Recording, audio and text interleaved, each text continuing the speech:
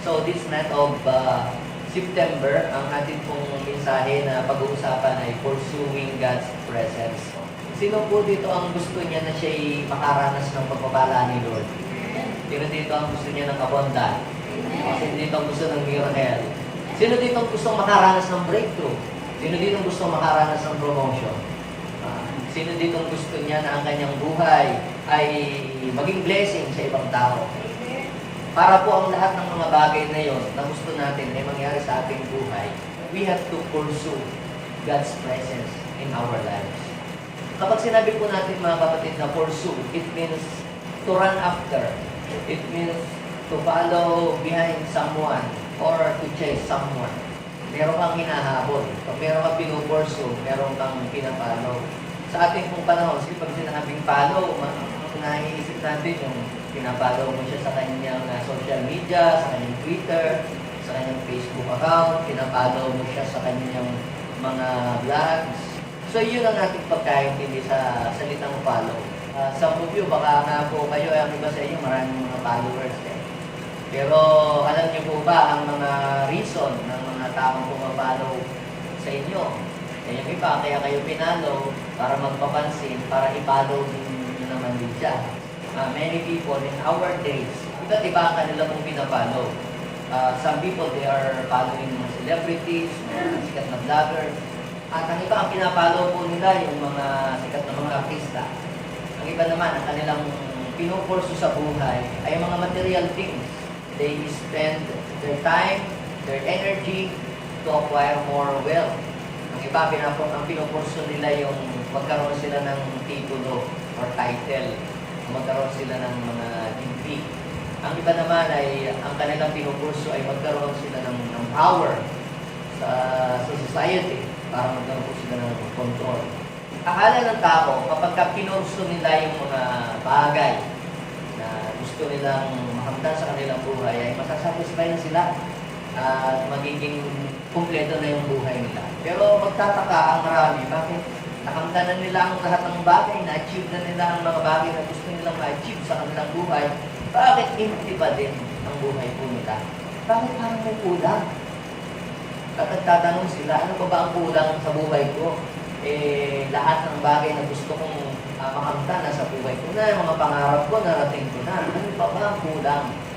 Alam niyo po mga kapatid, kapag ang pinurso natin ay ang mga minor things, we will never satisfy. Pero kapag pinurso po natin ang Diyos na pinagmumulan ng lahat ng bagay na kailangan natin sa ating buhay, we will be satisfied. Sino po ang naniniwala doon? Na kapag pinurso niya ang Diyos sa kanyang buhay, hindi siya magkukulang, ang kanyang buhay ay hindi magiging empty, ang kanyang buhay ay laging magiging puno. When we say a presence of God, ang presence of God ay hindi naman natin ito nakikita because our God is Spirit. Sabihin natin, God is Spirit. Pag sinabing Espiritu ay hindi naman natin ito nakikita. Para siyang hangin, hindi nakikita. Kaya ang sabi ng Panginoon, doon sa mga Israelita, nung ako ay nagpakita sa inyo sa Mount Sinai, wala kayong nakitang images, wala kayong nakitang mukha. Kaya huwag kayong gagawa ng anumang mga imahin o huwag kayong gagawa ng anumang mga ributo para sa isang palit.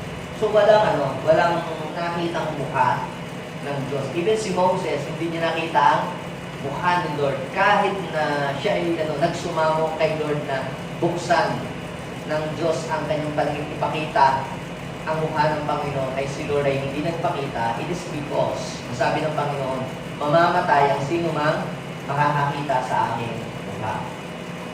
That's why, kapag si Lord ay gusto niyang ipakita o iparamdam o ipabatid doon sa kanyang mga anak o sa kanyang bayan na He is present, intermeans, si Lord ay nag-create sometimes ng fire, pillars of fire. Sometimes ay nagkakaroon ng cloud. Diba? Sometimes naman ay si Lord ay nagpo-form sa kanyang sarili bilang isang angel. Ang isa pa na sinisimbolo na presence of God during Old Testament time is the Ark of the Covenant. Yung Ark of the Covenant, siyang kahon na doon ay may nakalagay na yung dalawang tablet na nakasulat doon yung 10 Commandments. Tapos doon sa ibabaw nun ay mayroong dalawang cherubim or cherub na may mahabang pakpak. At yun ay daladala ng mga priest. Daladala yun ng mga priest.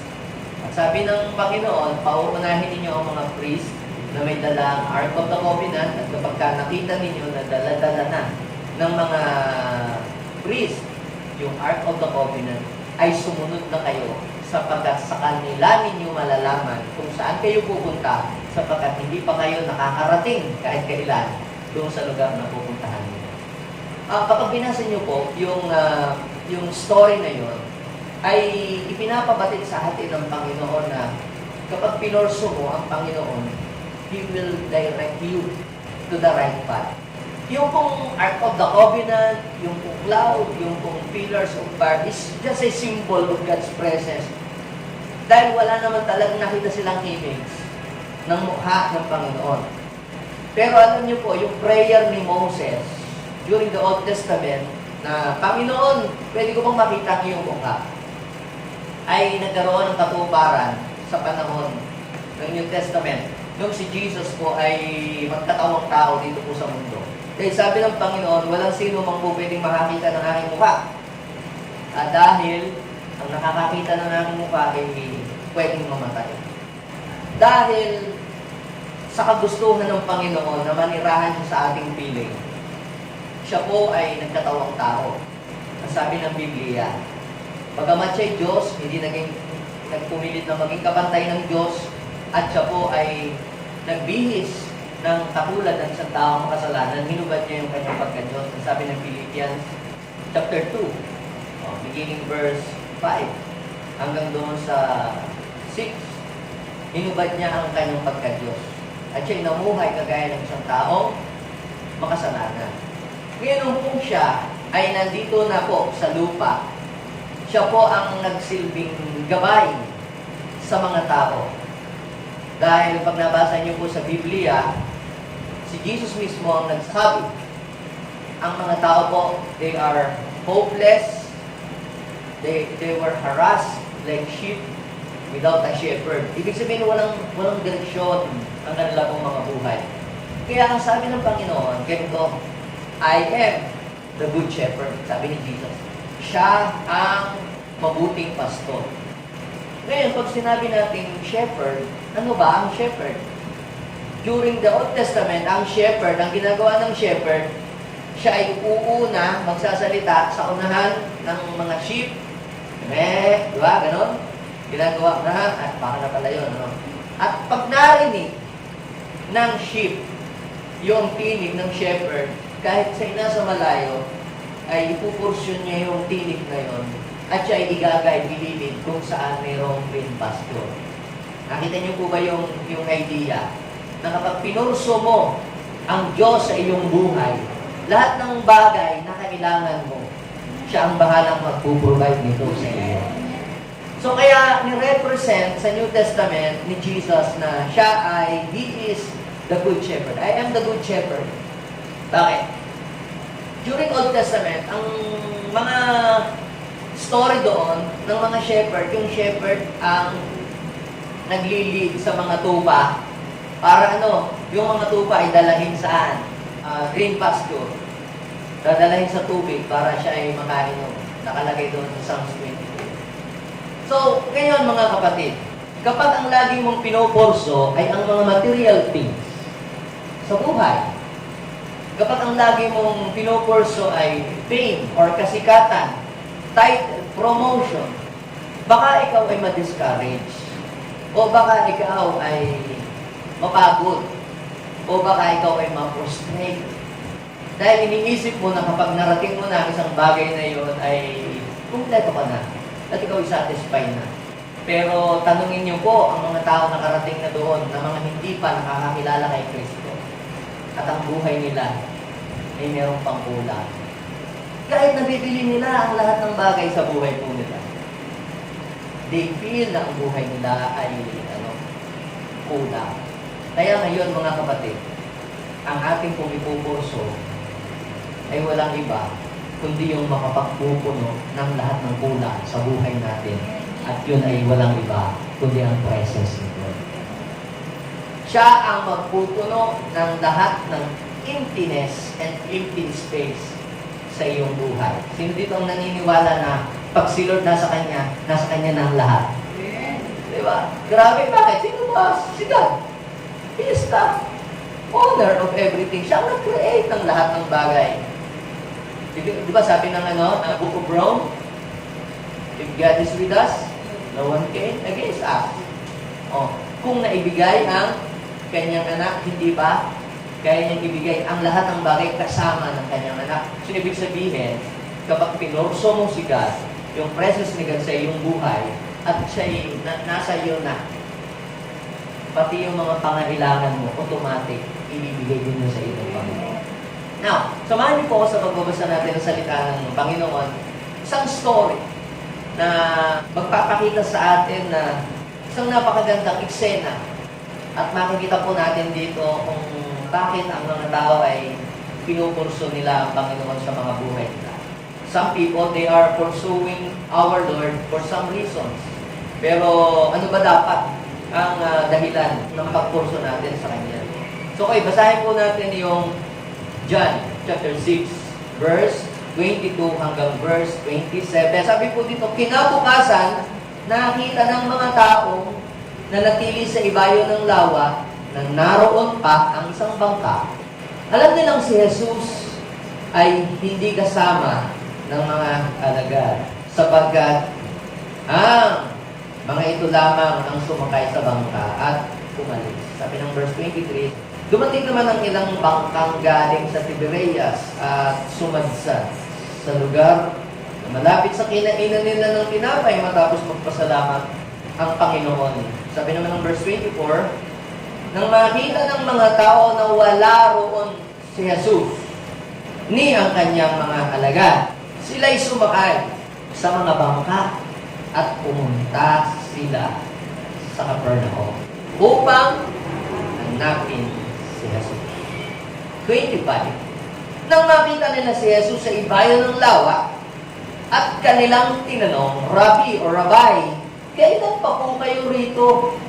Sumagot si Jesus, sinabi ko sa inyo, hinahanap ninyo ako, hindi dahil sa mga kababalaghang nakita ninyo, kundi dahil sa nakakain kayo ng tinapay at nabusog. 27. Gumawa kayo, hindi upang magkaroon ng pagkain na sisira, kundi upang magkaroon ng pagkain hindi nasisira at nagbibigay ng buhay na walang hanggan. Ibibigay ito sa inyo ng anak ng tao. Yun ay si Jesus. Okay? Sapagkat siya ang binigyan ng kapangyarihan ng Diyos Ama. So, Jesus is the real God and He is the representative of our Father. Okay? Siya pumunta dito. Kumbaga si Jesus Christ is a visible presence of our Father. He is the visible presence of God.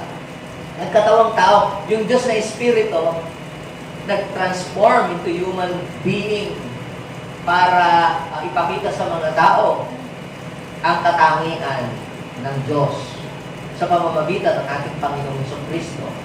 Ngayon mga kapatid, itong story na ito sa John chapter 6. Ang story pong yan, kung babasahin niyo po yung the whole story, ang Panginoong Jesus ay sumakay sa bangka, papunta po sa Galilee, tapos umakyat sa bundok. Yung mga tao na naka-witness ng miracles ng ating Panginoong Jesus, talagang pinurso ang Panginoon. Bakit? Dahil during that time, nung mga panahon una-una, na hindi pa ang Panginoon nagmi-ministeryo, wala na pong himala. 700 years ago, parang nanahimik na ang langit sa bansang Israel. Wala nang himala, wala nang revelation, kahit dreams, hindi na nagpaparamdam ang Diyos.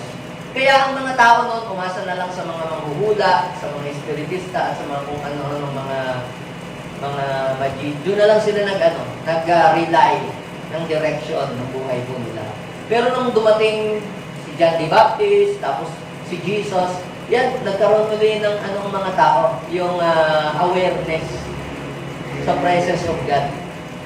Nagkaroon sila ulit ng awareness hanggang sa muli ang kanilang isipan ay na-excite sa Panginoon. Akala nga nila si John the Baptist, yun na lang nilang hinihintay. Yung pala si Jesus. Pero hindi lahat mga kapatid nang nabubuhay sa time ni Jesus ay na-recognize nila yung kilos ni God. Ang mga naka-witness lang, hindi yung mga talagang mga bukas ang isip at handang tumanggap. Pero yung iba po, na-miss po nila yung presence ni Lord na nagpakita na nga sa kanila physically ang Panginoon. Nung ang Panginoon po ay nasa bundok, yung pong mga tao ay sumunod sa Kanya para daw po mapakinggan ang Kanyang mga aral at dahil dito sa mga himala. So, ang Panginoon po ay umakyat sa mataas na bundok. Bakit kaya ganun? Di ba dapat sasalubungin ni Jesus yung mga tao? Di ba? Pero bakit ang Panginoon palayo? Di ba dapat pasalubong? Pero bakit siya parang tumakbo? Para siyang lumayo? Mukhang merong gustong makita ang Panginoon doon sa mga tao humahabol sa Kanya. Tanungin mo nga ang iyong katabi, bakit mo hinahabol si Lord? Tanungin mo, bakit kayo hinahabol ng bumbay? Bakit kaya hinahabol ng mga tao si Jesus? Sa palagay po ninyo. Kaya nung makita ng Panginoong Jesus yung mga tao, sobrang dami. Dinahabak ang Panginoon. Sabi ni Jesus doon sa mga alagad niya, may hapon na yun. Filipe, saan tayo kukuha ng tinapay para pakainin itong 5,000 taong ito? Sabi ni, pag tinignan niyo yung John chapter 6, yung 5 and 6, tinanong ni Jesus si Filipe ng gayon, dahil alam na ni Jesus kung ano ang kanyang gagawin. Sabihin mo sa iyong katabi, alam na ni Lord kung ano ang gagawin. O parating pa lang yung mga tao. Pero Jesus was provided a solution for them. Kaya sabi ni Filipe, Lord, kahit po 200 na denaryo ang bilhin nating tinapay, hindi po sasapat yan. So may nag-volunteer na bata, binigay yung ilang pirasong tinapay, nagpasalamat ang Panginoon, at to make long story short, kain lahat yung mga tao, at sabi, they were satisfied. They were full and satisfied. Napuno sila, napusog sila, at may natira pang lumabis. Ngayon, yung mga tao, nung makita nila yung mga himala na si Lord ang nag-provide ng pagkain para sa kanila, yung mga tao nagkasundo, gawin natin itong king. Pero si Lord ay lumayo at tumago at umalis na. Okay, naiwan na yung kanyang mga disciples. Yun ang story nun. Umalis si Jesus sa lugar na yon at umakyat sa bundok ng isa. Yung mga alagad naman, nung hapon na, umuwi na ulit sa kanilang bahay. Eto, the following day, dumating yung ibang mga delegates from different island. Dahil gusto nilang makita ang ating Panginoon.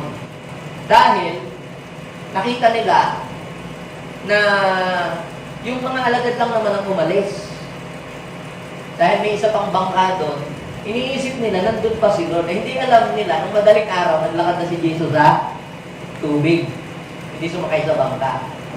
So, kaya sila yung pumunta doon dahil may nakita silang isang bangka, iniisip nila, yung bangkang yun, doon nakasakay si Jesus, kaya siya pumunta. Nung sila po ay pumunta doon, di ba ang sabi? Hindi nila nakita si Jesus sa lugar na yun. At ano pang ginawa nila? Sila ay bumalik at nagpunta sila sa Galilea. At nung po sila ay pumunta doon, nakita po nila si Jesus. Pansinin niyo, sino ang hinahanap ng mga tao ito? May mga tao, hindi lahat ng sumusunod sa ating Panginoong Jesus ay pare-parehas po ng kanilang layunin. Parang sa church, hindi lahat ng pumupunta pare-parehas ng hinahanap. Yung iba naghahanap ng mautangan. Yung iba naghahanap ng kaibigan. Yung iba naghahanap ng partner in life. Yung iba naghahanap ng comfort. Yung iba naghahanap ng kliyente. Sino ang pumunta sa church, naghahanap siya ng presence ni Lord? Nung makita nila, doon sa place, bangka lang, wala si Jesus. Anong gagawin natin sa bangka? Anong may bangka tayo? Wala naman yung nakasakay doon. Wala yung may-ari ng bangka. Anong magagawa ng bangka sa atin? Parang gustong sabihin sa atin, anong silbi ng may sasakyan ka? Anong silbi ng may bahay ka? May mga kang lupain? Kung wala naman yung Diyos na nagbigay naman sa iyo. So, mapapansin natin, yung mga tao, sa John chapter 6, kung binasa nyo doon, ang iba hinahanap ang Panginoon dahil sa mga miracles. Ang iba naghahanap dahil doon sa mga aral ng ating Panginoon. Pero yung iba, ang hinahanap nila talaga ang Panginoon. At nung makita po nila ang Panginoon, sa kahahanap nila, nakita, di ba sabi ng Bible, when you seek me, you will find me when you seek me with all your heart. Ang sabi ng Jeremiah 29 verse 13. When you seek me, you will find me when you seek me with all your heart. At hinanap nga po nila ang Panginoong Jesus at ayun nga, ang Panginoong Jesus ay kanilang nasumpungan. At sila ay nagtanong, ang sabi nila, guro o rabay. Ang tawag nila sa guro ay rabay. Kailan pa po kayo dito? Pwede na mong sabihin ng Panginoon, nung madaling araw, naglakad ako. Madaling araw pa ako. Pwede naman ganun sabihin ng Panginoon. Pero kung titingnan nyo po, mga kapatid, para bagang ang layo ng sagot ng Panginoon doon sa itinatanong ng mga naghahanap sa Kanya. Diba? Basahin nyo po yun. Sumagot si Jesus kasi ang tanong, kailan pa po kayo dito kung makita ang Panginoon? Ang sagot ng Panginoong Jesus, sinabi ko sa inyo, hinahanap ninyo ako hindi dahil sa mga kababalaghang nakita ninyo. Yung iba, attend ng concert para magpa-picture doon sa kanilang mga hinahangahang singer, diba? O kaya naman magpa-autograph, iba-iba po ang purpose. Yung iba na gusto makakapaibigan o makakakilala. So sa ating din pang Panginoong Jesus, diniretsa na niya yung mga tao. Hindi niya na sinagot yung tanong. Ang sinagot ng Panginoon ay ni-reveal ng ating Panginoon kung ano talaga yung purpose ng mga tao, bakit siya hinahanap nila. At yan din ang gusto ng Panginoon na dapat ay maging purpose natin. Sa tuwing tayo ay dadalo sa mga gawain, a-attend ng church, ng worship, ng gathering, ng fellowship, na pinataas ang pangalan niya. Hindi dahil sa blessing, hindi dahil sa pagkain. Sa mga kabataan, hindi dahil kay crush, diba? Hindi dahil sa ano pa mga bagay. Hindi dahil natatakot ka sa nanay mo, baka hindi ka bigyan ng baon bukas. Diba? May ganun ano.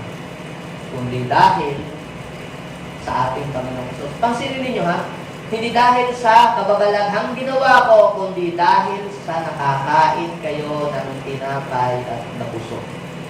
Sa Bible, meron po tinatawag na bread of the presence. Naalala niyo po ba nung si David ay hinahabol ni Saul at siya pupunta sa temple, binigyan siya ng pagkain ni Abiathar. Tawag sa bread na yung bread of the presence. Sa Bible po, mga kapatid, yung bread ay may dalawang klase ng bread. Yung literal bread. Sa mga Hebrew, ang kinakain nila bread, hindi katulad sa atin, kinakain natin rice. Basta tayo, kahit walang ulam, basta may rice, busog na tayo. Sa Israel, ang kanilang mga pagkain, bread. Kung wala silang bread, kung walang bread sa kanila, hindi sila masasatisfy. Sila ay mga mananatiling gutom. Kaya ang mga tao nagtatrabaho sila para magkaroon sila ng bread. Kaya di ba sabi ni Jesus, mananalangin kayo, ganito ka mananalangin, give us this day our daily bread. Siguro mo sa Pilipinas yung ginawa yung prayer na yun, give us this day our daily rice. Kaya gano'n Kasi, alam nyo, dahil sa bread, ay yung bread, nagre-represent yun sa pangangailangan ng tao. Yung natural na pangangailangan ng tao. Yun yung pinupurso ng mga tao araw-araw, yung bread. Ibig sabihin yung bread, yung pangangailangan. Ang bread ay nagre-represent sa pang-araw-araw na bagay na kailangan ng tao. Hindi lang naman yung bread na ipandisal. o pantikoko o pantihamon. Yun ay tumutukoy sa pangangailangan. Kaya sabi, huwag kayong masyadong mamroblema sa inyong kakainin, sa inumin, sa inyong mga dadamitin. Diba? Doon sa Matthew chapter 6, verse 30, 31, 32. Pagdating sa verse 32, for after all these things, the Gentiles seek. Sabi natin, all these things, the Gentiles seek. Diba sabi, for after all these things, the Gentiles seek. So, ibig sabihin, yung all these things, yun ang pinupurso ng mga Gentiles every day. Kaya kahit pa-attendin mo ng church o ng Bible study o ng gathering, busy ako, ang gagawin. Ganyan. Pero sinabi ng Panginoon, the secret para yung all these things ay mapunta sa iyo is not to pursue all these things, but to seek first the kingdom of God. Sabi ng Matthew 6:33, and all these things shall be added unto you. Kita mo, pag ang pinurso mo, yung presence ni God sa buhay mo, kapatid, hahabulin ka ng iyong mga pangangailangan. Hindi ikaw ang hahabol, ikaw ang hahabulin. Pag hinabol mo ng hinabol yung all these things, yung bread, anong mangyayari? Mapapansin mo, palayo ka na ng palayo kay Lord. Hinahabol mo siya ng hinahabol dahil niisip mo, yun lang ang makapagsasatisfy sa buhay mo. Yun lang ang makapagpupuno at makapagpukumpleto sa lahat ng kulang sa iyo. Kaya, alam niyo po mga kapatid, merong isang bread tayong higit na dapat ay hanapin sa buhay natin. Sino yung bread na yun? The bread of life. Sabihin natin, bread of life. Di ba sabi ng Bible, Matthew chapter 4, verse 4? Anong sabi? Sabi nga ni Satanas, ikaw ang Diyos. Anak ng Diyos, gawin mong tinapay ang mga bato niya. Kaya, ang kaaway, gusto laging ilagay sa isip natin na wala kang ibang kailangan, hindi tinapay. Wala kang ibang kailangan, kundi ang mga material na bagay sa mundo. Pero ang sabi ni Jesus, Matthew chapter 4, verse 4, man shall not live by bread alone. Ano yung bread na tinutukoy doon? Yung natural bread. But by every words that comes from the mouth of God. Yung pong words doon, every word that comes from the mouth of God, ay sa Greek word ay ginamit po dyan ay rhema word. Kasi yung pong salitang word sa Bible ay nabahagi sa dalawang salita. Sa Grego, yung logos. Yung logos, yung binabasa natin scripture, logos yan. Logos, binasa mo lang siya. Yung rhema, yung pangungusap ng Diyos dun sa binasa mong salita. Nang nangusap ang Diyos sa iyo ng personal, doon sa binasa mong logos. Spoken word that is specific in nature. Ang tawag yan ay rhema. Sa dami-dami mong binasang salita, pero merong isang salita doon mag-pop up na magbibigay ng inspiration, encouragement sa iyo, buhay sa iyo, sigla sa iyo, and that is a rhema words. At yung rhema words na yon, yun ang magbibigay ng sigla sa iyo araw-araw kapag binabasa mong salita ng Diyos. Mention not live by bread alone, but by every words that is rhema that comes from the mouth of God. Kaya minsan, tayo nang hihina, hindi words that comes from the mouth of God ang ating narinig. Words that comes from Marites na kapitbahay natin. Ano pong ibig kong sabihin, mga kapatid? Basahin natin yung last part ng John chapter 6 na binasa natin kanina. Hinahanap niyo ako, hindi dahil sa mga miracle. Hinahanap niyo ako, hindi dahil sa mga ginawa kong himala. Kundi ano? Dahil nakakain kayo ng tinapay at nabusog. Jesus is not talking about the bread na minultiply niya na yung dala-dala ng bata. Dahil yung tinapay na yun ay iniuwi ng mga alagad. Or maaaring ipinauwi doon sa bata. Hindi natin alam kung saan dinala yung tinapay. Pero sabi, kundi dahil nakakain kayo ng tinapay at nabusog, ano kayang tinapay na yun na tinutukoy? Jesus is not talking about literal bread. He is talking about the rhema words. He is talking about the good news. And He is also talking about Himself. Because Jesus said, I am the bread of life. Na pagka ikaw ay may Jesus, na sa iyo ang Jesus, Sabi nga, hindi ka gugutumin. Ibig sabihin na hindi ka magkukulang. You will never become empty if Jesus is in you. O, sino dito ang nasa kanya na si Jesus? Sabi kayo, mabubusog ka lang kung meron kang Jesus. Ibig sabihin, masasatisfy lang ang buhay mo kapag meron kang Jesus. Pero hanggat wala kang Jesus, ang iyong buhay ay mananatili kang gutom spiritually. Pero pag kita ninyo, pagka isang tao ay nasa kanya ang Panginoong Jesus, na siya ay nasasatisfy na siya. Nagpapasalamat siya kung ano ang maging kahinatnan ng buong araw niya. O, naging maliit man o malaki ang kanyang kita, siya ay nagpapasalamat sa Panginoon. Pero yung mga tao walang Jesus, kumita na ng malaki, parang kulang pa din. Hindi na kulang yun, sobra na. Binigyan ng 1,000, kulang. Binigyan ng 5,000, kulang. Binigyan ng 100,000, kulang. Ano ba yan? Hindi na kulang, sobra na. Alam niyo po kung bakit? Kapag wala ang Panginoon sa buhay mo, mananatili ka pa rin kulang. Kahit ikaw ay bilyonary. Sino ang mag-a-agree doon? Pero kung meron kang Jesus, kahit paparating pa lang yung mga billion-billion yung feeling mo, nasa iyo na. Feeling mo kompleto ka na. Bakit? Dahil napunuan yung emptiness ng buhay mo. May emptiness sa buhay natin na hindi kayang punuan ng mga material na bagay, ng kasikatan, ng promotion, ng title. The only person that can feel the emptiness of our heart is no other than our Lord Jesus. He is the presence of God. Amen? Now, tingnan niyo yung verse 27. Sabi ng verse 27, gumawa kayo hindi upang magkaroon ng pagkain na sisira. Oh, spiritual bread na yun.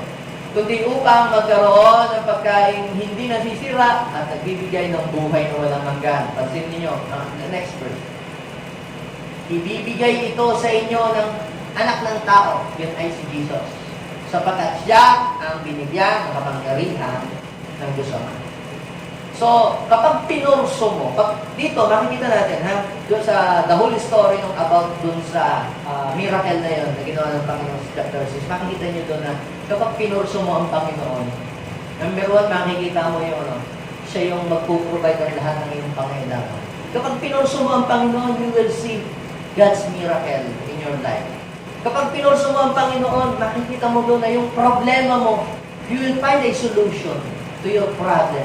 Di ba sabi, pilit sa tayo kukuha ng nung ipapakain sa mga ito. Tinanong ni Jesus si Philip sapagkat alam na ni Jesus kung ano ang kanyang gagawin. Ha? So when you pursue God, He will provide all your needs. When you pursue God, you will experience divine miracle. Yung iyong mga problema, tutulungan kang masolve ito. At kapag sinik mo si Jesus sa iyong buhay, masasatisfy ang buhay mo. Di ba sabi? Nakakain kayo ng tinapay at nabusog. Jesus talking about His spiritual bread. He's talking about His Word and His presence. Busog ka na. Amen? So, kaya ngayon mga kapatid, tatlong mahalagang bagay na ipapahali ko. How to pursue God's presence victoriously. Paano natin ipupurso ba yung presence ni God sa buhay natin na tayo ay magiging matagumpay sa pagpurso natin sa presence ni God? May mga tao ngayon na may encounter sa labas. Sasabihin sa inyo, ay, ako'y galing din sa mga ganyan. Wala naman akong napala. Ay, galing ako din sa mga church-church. Puro bigayan ko. Ganun. Ay, galing din ako. Wala naman nangyari sa aking buhay. Gano'n. Hindi ko tulad nag-discourage. Hindi ko muna. Tama ba itong ginagawa ko? Tama ba ito? Bakit ikaw, bibituhin ka? May mga tao gano'n. Anyari. Bakit sinasabi nila na pinurso din naman nila si Lord, nag-serve din sila, dumalo sa mga gawain, pero walang nangyari sa kalboy, walang napala. Baka mali ang kanilang paraan ng pagpurso sa Diyos kung bakit wala siyang nabala. Okay? Now, number 1, paano natin ipupurso si Lord? Para hindi ka mabigo sa iyong pagpurso sa Kanya, you must pursue God's presence with a hungry heart. Tanungin mo nga yung katabi, are you hungry? Are you thirsty for Him? Yeah. Ano po ba yung hungerness and thirstiness? May dalawang klase ng kagutuman. Ha? Pag ang tao ay gutom, hindi mo yan na kailangang piliting kumain pa. Kapag gutom yan, kakain niya ng pusa. Nasa isang tao, sa loob ng, pag nasa bahay ninyo, kapag isang tao ay busog, kahit masarap yung pagkain na kahain sa hapak at alukin mong kumain, kakain siya o hindi. Kaya yung mga bata, ayaw natin pakainin ng mga tsokolate, pag kayo kakain na, ayaw natin pakainin ng mga junk food. Bakit? Nawawala ang kanilang appetite. At hindi na sila kakain. Nakita niyo po? Pero kapag isang tao ay gutom, hindi mo na kailangang pilitin pakain. Nako! Baka yung naghahain ka pa nagpe-pray ka pa pagmulat mo yung ubus ng hintalan mo. Dahil gutom, di ba? Now, pinapakita ko sa inyo na ang taong gutom hindi na kailangang pilitin. Ang taong gutom, kusayang pupunta sa kusina, kusayang magbubukas ng rec, maghahanap ng nakakain. Di ba ang mga taong gutom, kusang naghahanap ng pagkain? Yung isang taong normal na gutom. Pero yung baby na gutom, mag-iiyak-iyak. Pero yung kung ikaw ay gutom, kusa ka na magbubukas ng rec, magbubukas ng kusina, kung anong mga may kataklog ng pagkain, kakain ka. Basta, mawala yung gutom mo, ma-satisfied ka. Now, the point is this. Kapag ang isang tao, di naman, ay nagutom sa spiritual, gutom sa Diyos. Tanungin mo naman, katabi, gutom ka ba sa Diyos? Ang iyong bang puso ay nagugutom sa Diyos. Kapatid, hindi ka na kailangan pilitin pang pumunta sa church. Atin ka buka, hindi ka na kailangan pilitin ng tatay mo ng nanay pumunta sa church. Magpiprepare ka na lang, gabi-gabi pa lang. Naalala niyo po nung ako'y dating inaakay pa sa church na wala pa sa aking puso ang pagdalo. Wala pa akong hungry heart for the Lord. Pumupunta lang ako sa church for the sake na pakisamahan yung mga nag-i-invite sa akin dahil sila lahat nasa church, mag-iiwanan. Pumupunta ako, pero parang ang bigat sa, lagi mong prayer, sana umot lang, sana hindi matuloy, sana para lang hindi matuloy. Walang hungerness, gano'n eh. At saka ang isang pa noon, sige, susunod ako, mga nanakay lang. Gusto kong i-timing na yung pag nandun, wala na yung mga kantahan, wala na yung makikinig na lang, tapos inuuwi na lang. Ganun pagka hindi uhaw. Pero pag ikaw ay uhaw, ikaw ay gutom sa Panginoon, ayaw mo na mayroong mamimiss na bagay. Ngayon, hindi ko naman kayo kinokondem. Alam ko naman kayo nalit, dahil maulan, mabaha. Ayaw ko naman kayo isaktan. Gusto ko, na-late din kami ng 5 minutes. May dahilan din Pumarang yung sasakyan, di ba kaalis? Sa aming harapan. Pero iba naman yung talagang nalilate na sinasadya mong magpalit talaga. May mga tao talagang sinasadya nilang magpalit. Papakapa naman. Naku, nagpupwentuhan pa lang. Wala pa naman. Alam niyo po ba mga kapatid, pagpunta natin sa church, hindi lang yung tayo ikakanta, makikipag-kumusta din tayo sa mga kapatid. May mga testimonies siya, may mga na sasabihin sila sa atin, may gamit din tayo. Nung ako'y magkaroon ng uhaw sa Panginoon, hindi pa muna ako uhaw, ganon. Gusto ko lagi dadating ako doon, patapos na, para ayoko tumigil ng matagal. Kasi doon sa mother side kasi, sanay ako na pag-aatin sa church, mag-aantanda lang, tapos paalis na kami. Makakadali. Doon sa church naman, sa father side, kasi mga born again Christian sila. Ano ba yun? Pag-uusapan pa yung salita ng Diyos, papaliwanag. Di ba? Ganun. Gusto ko yun, pagkabasa, wala nang palipaliwanag. Takbo na, alis na. Subukan niyo yung kumain ng ganun. Wala, hindi mo nang inuya. So, ganoon po noon. Pero nung ako ay maka-experience, na ako'y nagkaroon ng uhaw sa puso sa Panginoon. Ganito naman po ang nangyari. Yung aking lolo, nakasama ko lagi papunta sa church, dahil may nang lumakad, nauna na ako. Dahil mabagal maglakad, nauna ako. Minsan, subukan ko pumunta po sa church, yung pastor, hindi pa nakabihis. Maliligo pa lang. Anong ginawa ko nung ako'y naunang nandun sa church? Wala akong tao. Una, nagbasa ho ako ng Bible. Doon sa church kasi namin, may mga Bible. Nagbabasa ko ng Bible. Tapos habang wala pa yung mga tao, nagpe-pray, Lord, yung mga tao dito dadating, yung mga ganon. Kapag ikaw, pala ay nauuhaw, hindi na kailangan sa Diyos, kung paano, kung pag gutom ka, hindi ka na kailangan pang sabihin kumain ka, kung saan kakain. Kaya hindi pala gutom ka sa Diyos. Maghahanap ka ng Bible. Sa amin, naghanap ako ng Bible na, nakita kong Bible, yung alam niyo sa Gidor, sa maliit na gano'n. Binasa ko lahat yun. Wala namang nagsasabing basahin ko. Para lang may nagtutulak sa akin na ako'y magdasal. Kahit wala namang sinabing magdasal ako sa oras na yun. Dahil pag ikaw ay nagutom at uhaw ang puso mo sa Diyos, kusa ka ng mananalangin, kusa ka ng dadalo. Kahit hindi na yan sabihin sa iyo. Dahil nagugutom. Siyempre itong gutom kayo. Alam mo na, pag araw ng linggo, yan ang araw ng pagkain ng iyong spiritual. Grabe, fasting ka ng 1 week sa Diyos.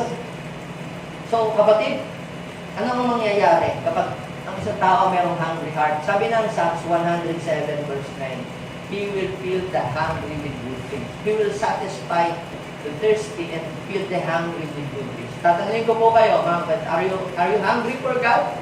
Is your heart is hungry for the Lord? You will be filled and then good things is yours. Amen?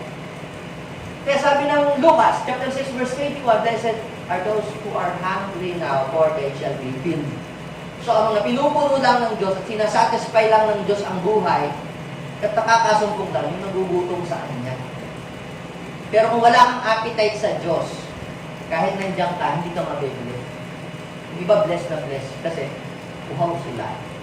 At napansin ninyo, kahit pag gutom ka, kahit yung pagkain tupong, medyo mapait, medyo maalat, naayos ka, masarap na rin yan. Dahil gutom ka eh. So kung ibig kong sabihin, kahit minsan yung preaching, natatamaan ka, nasakagasaan ka, nahihit yung iyong ego, Amen! More! Sige pa, Lord. Bakit? Gutom ka eh, spiritually, ito ibigay. Tinatanggap mo yung aral ng Diyos. Nire-receive mo siya. Pero kung hindi ko gutom, alam ko na yan, nabasa ko na yan. Kung ikaw ay gutom, karunungan sa aral ng Panginoon, lagi mong ine-expect na may bago muling sasabihin ng Diyos kahit nabasa mo na yung maraming Diyos. Sabihin mo sa iyong katabi, you must have a hungry heart. So, we must pursue God with a hungry heart. Kailangan pala, ang pagpurso natin kay Lord ay meron tayong kauhawan sa ating puso. Mark chapter 8, verse 1, 2, and 3. Sabi doon, ganito, yung daw pong mga tao, ay ilang oras na sila doon. 3 araw, hindi umaalis. Wala nang pagkain, ubos ng baon, pero hindi sila umaalis. Bakit? Hindi yung gutom sa physical. Kasi kung yung mga tao, gutom sa physical at hindi gutom sa spiritual, aalis na yun, maghahanap na yung restaurant. Aalis na yun, maghahanap ng kakainan, di ba? Wala nang pagkain. Di ba? Tendency, tagal naman, pastor, dahil pa yung dito, i-plus na lang lang sa PowerPoint, pupukyahin na lang namin, palas na kami, gutom na kami. Pero yung mga tao, kahit gutom na sa physical, hindi pa rin sila umaalis. Sila ay nauuhaw sa Diyos, sa mga sasabihin ng ating Panginoon. Kala ko nag-preach po ako ako sa Thailand, nung nakaraan, ako po isa po sa mga speaker po doon. Ang mga tinuruan ko ba ay lahat mga pastor and brethren.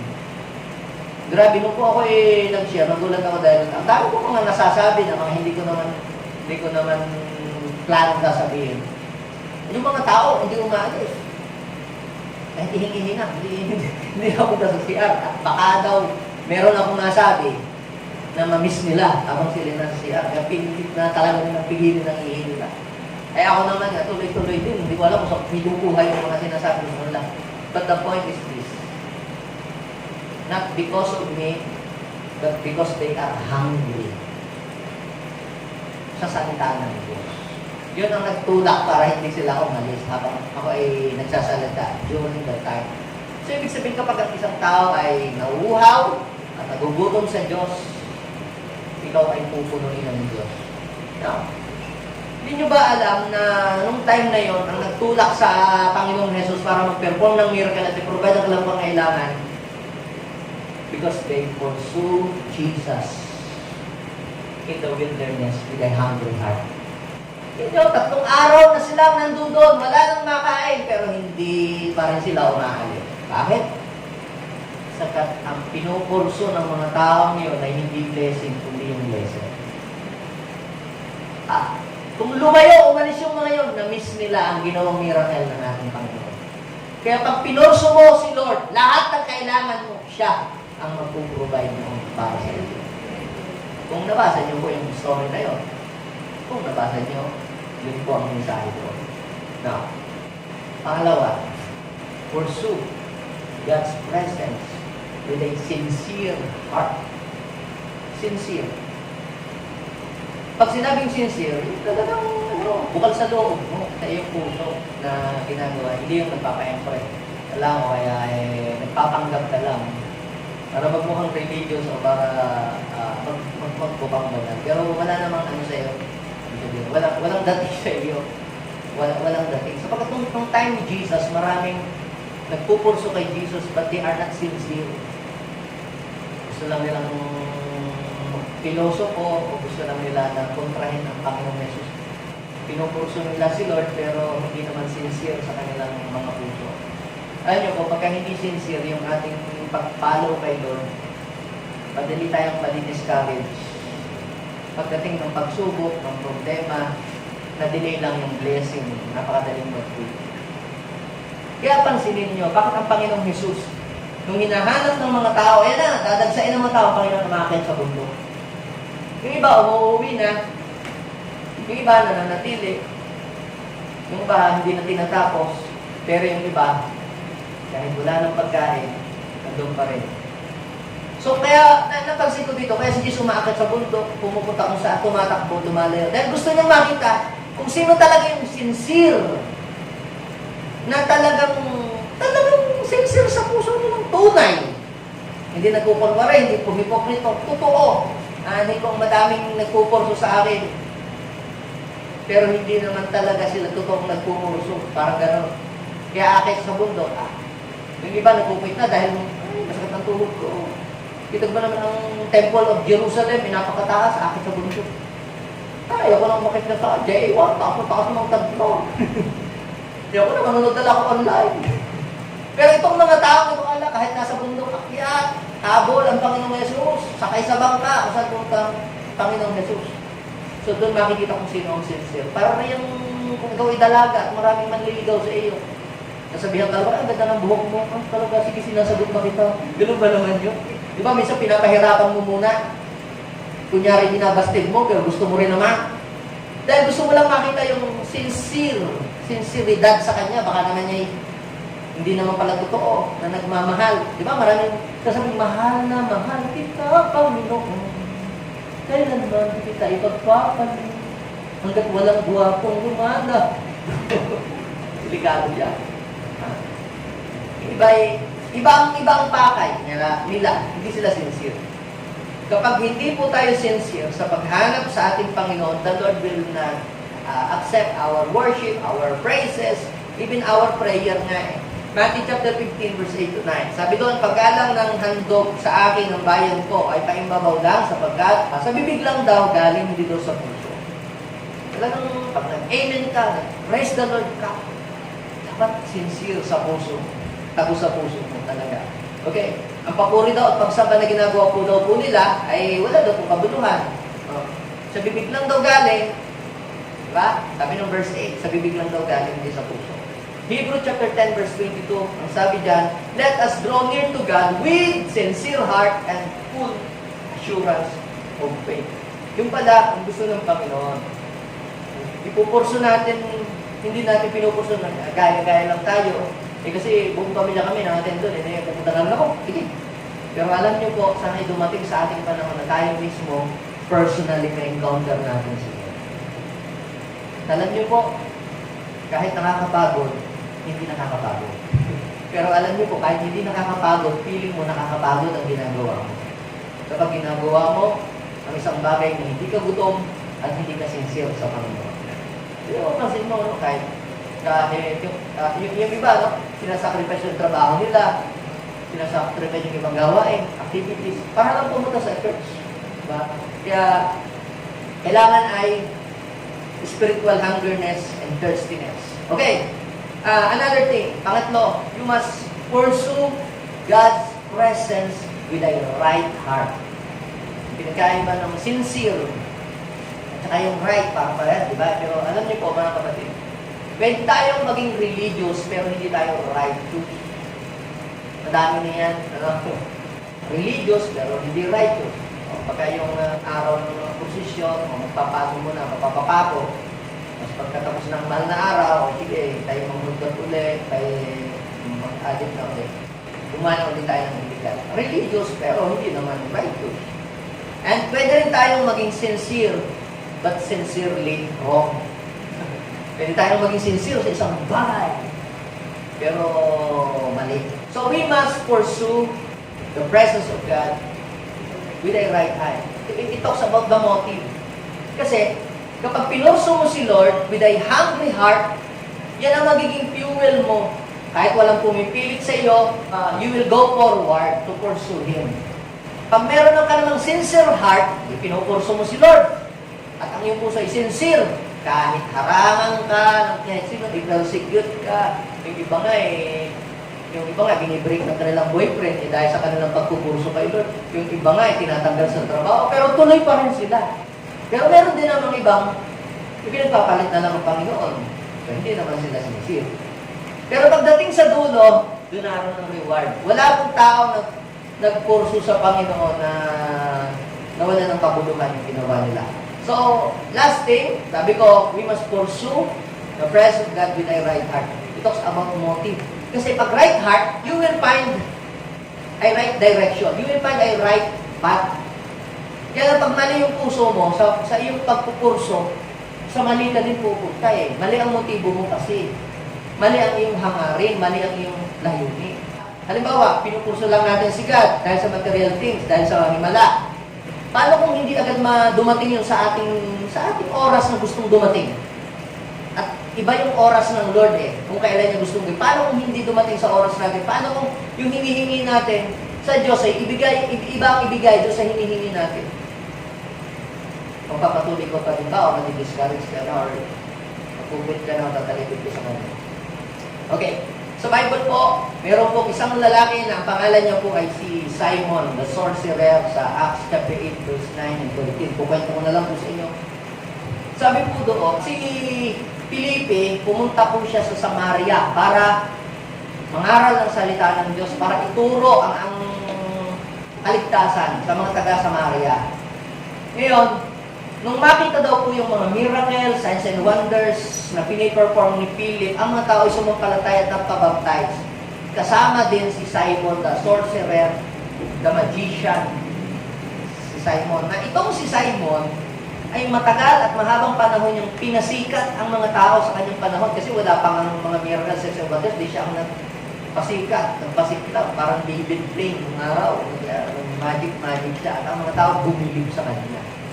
Nung dumating si Philip, natalbugan yung kanyang show. Si Jesus na ang pinurso, hindi na si Simon the sorcerer. Ngayon, pumunta sina Peter and John doon sa Samaria dahil nabalitaan niya ng mga Samaritano, tinanggap na rin si Jesus at pinupurso na si Lord. Kaya inilay hands ni Peter and ni John ang mga taga-Samaria at napuspos lahat sila ng Espiritu ng Diyos, they experience and filled by the presence of God. Verse 13, si Simon daw po sumampalataya rin. Nagpabautismo.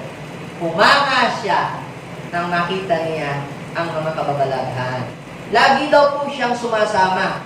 Sumasama kay Felipe. Palaging sumasama kay Felipe. So, pinupurso na rin niya si Felipe.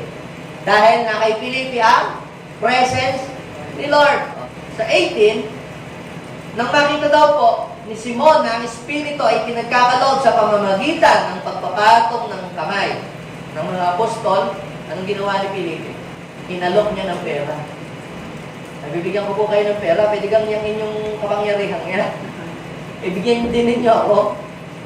Kasi natakbugan na siya eh. Ang pinupurso na ng mga tao, si Jesus na, hindi na siya. Nawala na siya ng customer. Kaya gusto niyang makuha ulit yung attention ng tao para ipurso ulit siya. Para kapag sa YouTube, ibagsak na kanyang channel, wala nang papalo, wala nang nanonood. Bagsak na, lumipat na doon sa kabila. Ayan ang nangyari. Kaya ginagawa niya ang paraan para ma-recover uli yung mga followers. Ipurso uli siya. Pero ano po ang ginawa? Sabi ni Pedro, sa verse 20, sinabi ni Pedro, mapapahamak ka, kasama mo ang iyong salapi, sapagkat ang akala mo'y mabibili ng salapi ang kaloob ng Diyos. Mali, pinupurso niya ang mga alagad ng ating Panginoong Jesus. Hindi pala dahil gusto niyang mabago. Hindi pala dahil gusto niyang makilala ang Jesus. Pinupurso niya ang mga disciples. Bakit? Dahil gusto nilang makita yung technique. Bakit dumadami ang followers? Para magkaroon ulit siya ng mga followers. Yun lang yun eh. Pero sabi, wala kang bahagi sa karapatan sa mga bagay nito. Sapagkat, alam ng Diyos na marami ang puso mo. Pagsisihan mo ng iyong mga kasamaan, langin ka sa Panginoon na may ipatawad yung mga kasalanan. Sapagkat nakikita ko, inggit ka at bilanggo ng kasalanan. So, ibig sabihin, si Simon the sorcerer, he is pursuing God with the wrong heart. Mali. Kaya bigo. Kaya kita nyo po, pag isang tao pinupurso si God, iba ang motibo, walang sinseridad, walang kauhuan sa puso, mabibigo ka lamang at mapapagod ka. Ha? Sabihin mo sa iyong katabi, pursue God with a hungry heart. With a sincere heart and with a right heart. Kaya sabi ng Panginoon doon sa mga disipulong naghahabol sa Kanya, kung saan hinahanap siya. Hinahanap niyo ako, hindi dahil sa mga himalang ginawa ko. Hinahanap ninyo ako dahil nakakain kayo ng tinapay at kayo ay nabusog. Ang tinapay doon, yung presence niyo. Si Lord mismo, ang kanyang salita. Ito ang halimbawa ng isang taong totoo ang pinupurso si Lord. Habakuk chapter 3, verse 17 to 19. Dito ako tatapos ang bagamat di namumunga ang puno ng igos, hindi rin namumunga ang puno ng ubas, kung ang pamumunga ng uliboy mabala, magkaroon ng delay. Paano naman kung magkaroon ng delay? Eh, hindi mo naman in-expect talaga nangyayari yan sa panahon dito, sa lupa. Walang aanihin sa bukirin, kahit mamatay ang mga tupa sa kulungan, nagdaanan ng salot, ang mga bakahan sa mga silungan. Mananalig pa rin ako kay Yahweh. Ako ay magagalak dahil sa Diyos na aking kaligtasan. Ang Diyos na si Yahweh ay aking lakas. Tumatakbo ako, simbilis ng usa, at iniingatan, listas sa pagkakas. Sino ditong magsasabi na ang Diyos ang kanya? Yung ibang mga lola-lola ang lakas nila yun. Kung nabigyan mo ng 1,000 lang, wala na ako sa joke lang naman yun. Hindi naman lahat. Alam niyo po mga kapatid, when you pursue the presence of God in your life, nothing will be wasted. Sinong naniniwala doon that when he or she pursue God in her life, walang sayang, walang halong pagsisisi. May mga bagay baka pinurso ninyo, nag-invest kayo, ibigay nyo ng todo-todo, pero wala man nangyari, sayang lang. Pero kay Lord, our labor in the Lord will never be able. Walang sayang. At ang isa pa mga kapatid, when you pursue the presence of God, you will never be disappointed. Jesus did not disappoint them. Hindi din-disappoint ni Jesus yung mga tao naghahanap sa Kanya. Lalo na yung bulag na si Bartimeo, lalo na yung mga may ketong na pinurso siya, lalo na yung babaeng dinurgo na pinurso siya. Jesus did not disappoint them. At pag ikaw ay pinurso mo si Lord, I am telling you, the Lord will not disappoint you. Agree po? Yes. And when you pursue the presence of God, He will satisfy all your needs. And when you pursue God, you will become anointed. Kung dito ang gusto maging anointed, sino dito ang gusto i-anoint ang Lord ang kanyang buhay, bigyan siya ng Diyos ng kapangyarihan. Diba sabi, tumatakbo ako kasi bilis ng usa. Iniingat ang ligtas sa kabundukan ang Diyos ang aking lakas. kapag ikaw ay inanoint ng Diyos, bibigyan ka niya ng kalakasan para magawa mo yung mga bagay na hindi mo dati nagagawa. Amen? You will do an extraordinary things because you pursue an extraordinary God. Amen? So, sino po dito ang desire ng puso niya, i-pursue sila? Alam ko po, marami kayong pangailangan. Alam ko po, marami kayong mga problemang pinagdadaanan. You want to find a solution to every problem? Ang secret po dyan, ang sagot po dyan, you must pursue the presence of God. You must pursue the real God.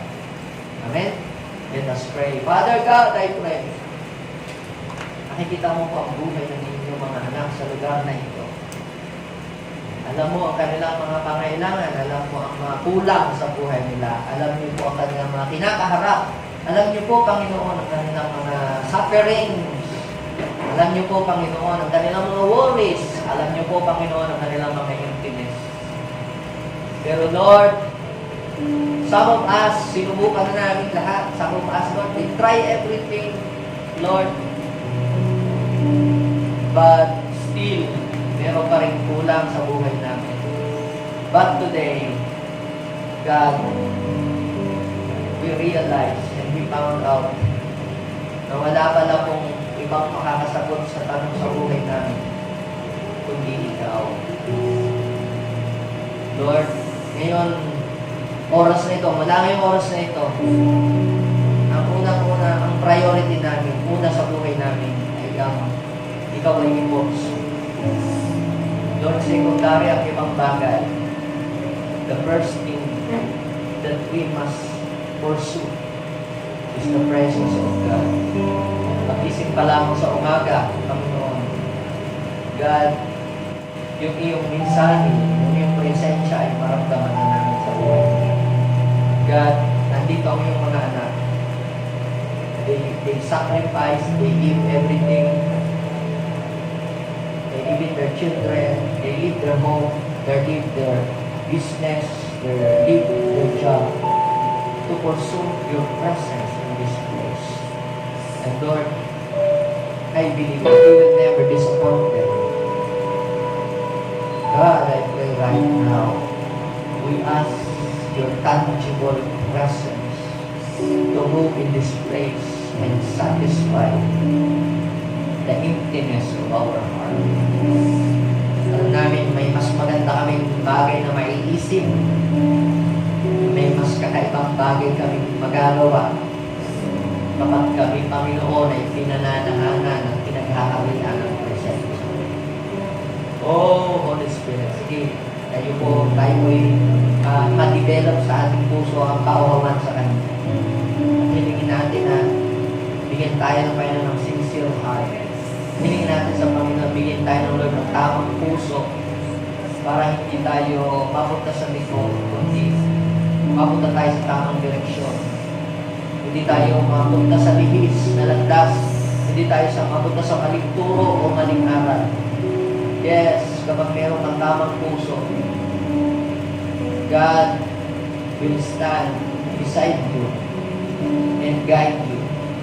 You will hear His voice saying, this is the way, walk in it. Thank the Holy God. Panginoon, patawarin niyo po kami kung may mga bagay sa mundo ito na mas pinurso namin higit kaysa inyo. Ngayon, Panginoon, Ikaw ang una namin ipupurso sa buhay namin. And we believe that everything we need will follow. Susunod na yung mga yan. Susunod na ang trabaho. Susunod na ang aming kailangan.